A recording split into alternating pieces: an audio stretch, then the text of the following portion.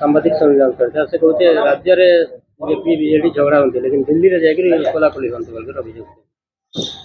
କଂଗ୍ରେସରେ ତ ରାଜ୍ୟରେ ନେତା ମାନେ ଦି ଜଣ କୋଳାକୋଳି ହେଇପାରୁନାହାନ୍ତି ବୋଲି ଭକ୍ତ ବାବୁ ଆସିକି ଏଇଠି ଏକୁଟିଆ ବୁଲୁଛନ୍ତି। ଘାସିରାମ ବାବୁ କି ଭକ୍ତ ବାବୁ କିଏ କ୍ୟାଣ୍ଡିଡେଟ୍ ଜଣା ପଡୁନାହାନ୍ତି। ଦିଟା ଫୁଲମାଳ ଦି ବେକରେ ପଡୁଛି। ଲୋକ ପ୍ରଶ୍ନ କଲେଣି କ୍ୟାଣ୍ଡିଡେଟ୍ କଂଗ୍ରେସର ଏଠି କିଏ। ତେଣୁ କଂଗ୍ରେସ ଆଉ କାହା କଥା ଚିନ୍ତା ନ କରୁ। କଂଗ୍ରେସ ନିଜ ଅସ୍ତିତ୍ୱର ଲଢେଇ ଲଢୁଛି। କିନ୍ତୁ ଅସ୍ତିତ୍ୱ ବି ଧୀରେ ଧୀରେ ବିଲୀନ ହବାକୁ ଲାଗିଲାଣି। ଆପଣ ନୂଆପଡାର ଯୋଉ ଏକ୍ଜିଟ୍ ପୋଲ୍ ସର୍ଭେ ଆପଣ ନେବେ, କଂଗ୍ରେସ ନୂଆପଡାର ଅସ୍ତିତ୍ୱ ହରେଇ ବସିଲାଣି। ତେଣୁ କଂଗ୍ରେସ ବିଷୟରେ ଆଜ୍ଞା ଆମେ ବିଚାରକୁ ନଉନୁ କି କଂଗ୍ରେସ ବିଷୟରେ ଆମେ ଡିସ୍କସନ୍ କରୁନି। ନିହାତି ଭାବରେ ବିଜୁ ଜନତା ଦଳ ଲୋକଙ୍କ ସ୍ୱାର୍ଥ ପାଇଁ ଲଢେଇ କରୁଛି, ଲଢେଇ କରିବ।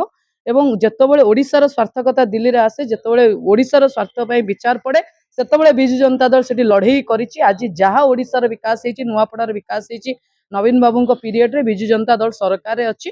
ତେଣୁ ଆପଣ ସେଇ ଯାହାକୁ କ୍ୟାଣ୍ଡିଡେଟ୍ କରିଛନ୍ତି ଆଦିବାସୀ ନେତା ଜଣେ, ସେ ଆଦିବାସୀଙ୍କର ବିକାଶ ବି ନବୀନ ବାବୁଙ୍କ ପିରିୟଡରେ ହେଇଛି। ନା ଭାରତୀୟ ଜନତା ପାର୍ଟି ଗୋଟେ ଆଦିବାସୀ ମୁଖ୍ୟମନ୍ତ୍ରୀ କରିକି ଓଡ଼ିଶାରେ ଆଦିବାସୀଙ୍କର ବିକାଶ କରିଛି, ବରଂ ଆଦିବାସୀ ରାଉରକେଲାରେ ଆପଣ ଦେଖିଲେ ଆଦିବାସୀଙ୍କ ଉପରେ ଡୋଜର ଚଢେଇକି ମାରି ଦିଆଗଲା।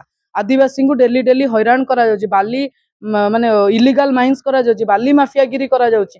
ତେଣୁ ବିଜୁ ଜନତା ଦଳ ବିକାଶ ପଥରେ ଥିଲା। କିଏ କୋଉ ଦଳ କହୁଛି ଆଜ୍ଞା ଆମକୁ କିଛି ଫରକ ପଡେନି।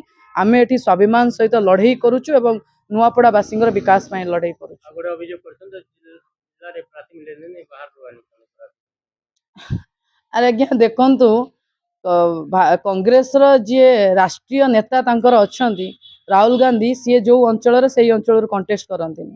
ତେଣୁ କିଏ କୋଉଠୁ ପ୍ରାର୍ଥୀ ଆସିଲା ସେଟା ନୂଆପଡାବାସୀ ଡିସାଇଡ୍ କରିବେ କୋଉ ପ୍ରାର୍ଥୀକୁ ସପୋର୍ଟ କରିବେ ନା ନାହିଁ। କଂଗ୍ରେସ ଡିସାଇଡ୍ କରିବନି। ତ ଭକ୍ତ ବାବୁ ତ ଏଇ ଏରିଆର ଲୋକ ନୁହେଁ। ଭକ୍ତ ବାବୁ ଆସିକି ନୂଆପଡାରେ କ୍ୟାମ୍ପେନ୍ କରୁଛନ୍ତି, ପଳଉନାହାନ୍ତି।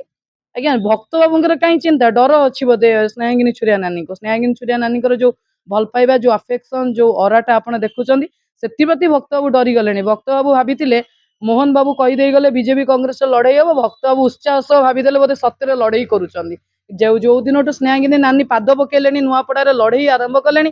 ଏଇଭଳି ଭାବରେ କଂଗ୍ରେସ କୁଆଡେ ହଜିଗଲାଣି ଆଜ୍ଞା, ଆପଣ ଗ୍ରାଉଣ୍ଡରେ ଖବର ପାଉଥିବେ। ତ ତେଣୁ ଭକ୍ତ ବାବୁ ସେଥିପାଇଁ ଚିନ୍ତିତ ଅଛନ୍ତି। ଯେତେ ରଙ୍ଗ ନ୍ୟାରେଟିଭ ତିଆରି କଲେ ବି ଲୋକ ତାଙ୍କୁ ଭରସା କରିବେ।